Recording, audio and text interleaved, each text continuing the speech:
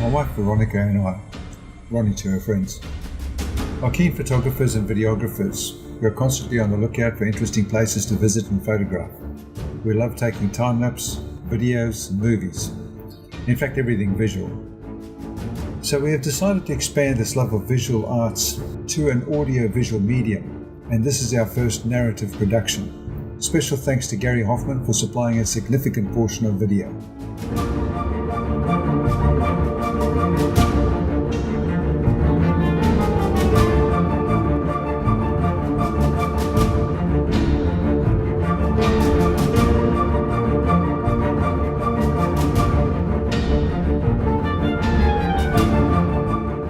Ronnie and I, accompanied by Gary and Georgia, decided to visit St. Helena Island, an historic quarantine station that became a penal establishment.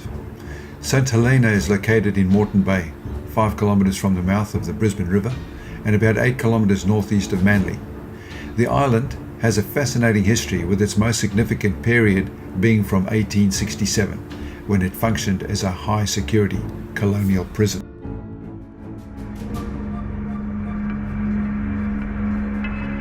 Before colonialism, Aboriginals used to collect shellfish, hunt flying foxes and dugongs on the island. Its Aboriginal name was Nagoon. Matthew Flinders named the islands in Moreton Bay Green Islands and numbered them to distinguish them. The story of St. Helena's naming in 1828 is quite entertaining, and it is that an Aboriginal man known as Napoleon stole an axe on North Stradbroke Island, and like his namesake Napoleon Bonaparte, he was exiled to another island, thereafter called St. Helena.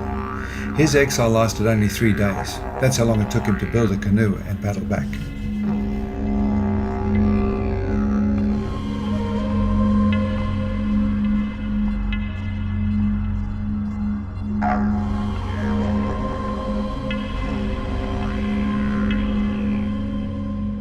We had no sooner started our tour of the island when I began to feel a little weary. Others in the group were also a little worse for wear in the high humidity and heat. We took our leave from the main group and were shuttled by our hosts to the museum on the top of the hill, via the cemetery and limeworks. At the top of the hill I found a secluded spot to fly a drone nicknamed Rex to capture these aerial images.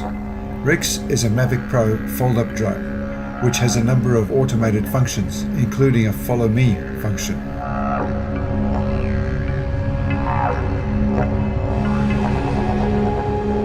In 1866, the overcrowding in the Brisbane jails resulted in the conversion of the buildings.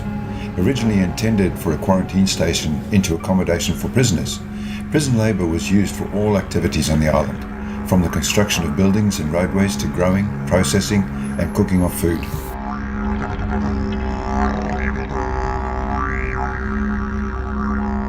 The St. Helena penal establishment at one stage of its operation was considered to be the best prison of its kind in the world. The St. Helena tramway is considered to have been a most significant component of the prison establishment. It operated between 1885 and 1932 and provided the first passenger tramcar service in Queensland. Remaining evidence includes the tramway embankments, the distinguishable rights of way, the docking bay in the stores building, the kangaroo car and the trolley wheels.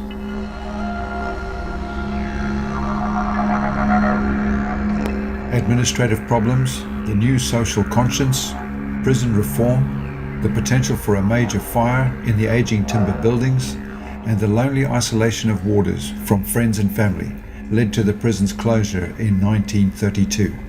It had operated very successfully for 65 years.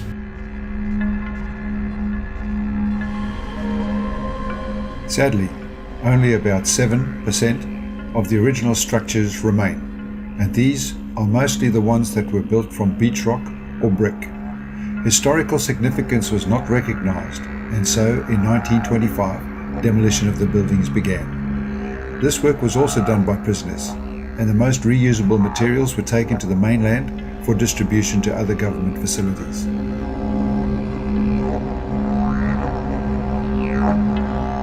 The suggestion that St. Helena Island be made a national park was mooted as early as 1910 by the mayor of Brisbane at that time. The island was the first historic site to be managed by the Department of Environment and Conservation for its historic value. Restoration costs would be prohibitive, so preservation of the remaining structures is paramount. We had a number of school children from Toowoomba with us on the tour. Adults were advised that they were the superintendent's VIP guests, while the children were prisoners. The children thoroughly enjoyed the experience and were quick to offer up classmate Molly as the extrovert.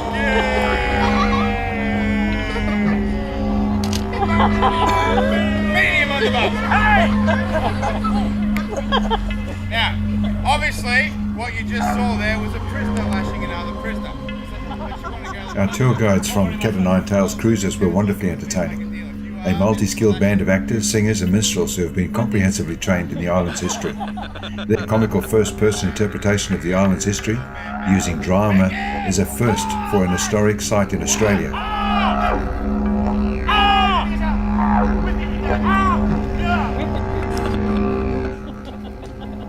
There are two men watching a lashing. The first one is the doctor. The doctor is watching this man on the frame. Lash, you're not a Justin Bieber concert. Again!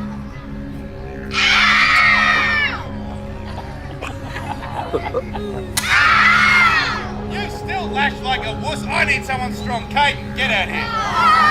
Caden, alright, you're going to put your left foot forward. There you go. Right, you're going to hold the cat at the very end. Alright, have you got any brothers and sisters? Do you like him? Good. Imagine that's him right there. Are you ready? Begin! 1, 2, 3, that was a good one, again, 4, brilliant, 5, go, yeah, give them a big round of applause. It was a wonderful day of entertainment from our tour guides. The children thoroughly enjoyed themselves, as did all the adults. Then it was off to the museum, where we saw many of the artifacts and tools that were used by the prisoners, before we took a nice casual stroll back to the catamaran, where we had lunch.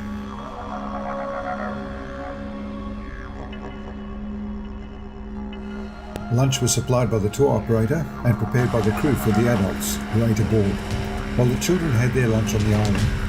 A most enjoyable break as we quietly watched other vessels go by on their way back to Manly. The journey back to Manly was a hive of activity as the children were quizzed about their outing.